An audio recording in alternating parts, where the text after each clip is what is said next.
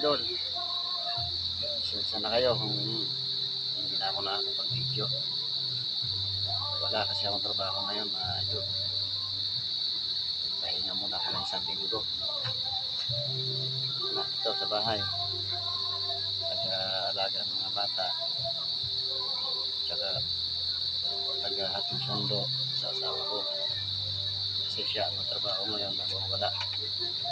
Ayun. May time, ay higa muna. Kaya ngayon, gagagaling lang sa sundo. Wala pa akong trabaho eh. Alam ko lang sa Lunes kung magkakaroon ako ng trabaho. Kumbay muna ako. Yung taga-alaga ng mga bata. Taga-sundo ng asawa ko sa trabaho niya. Wala eh. Ikot sa trabaho eh. Wala, wala ka naman ng isang manggagawa mga kaidol.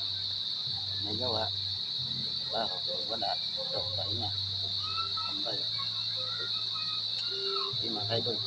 Maraming salamat.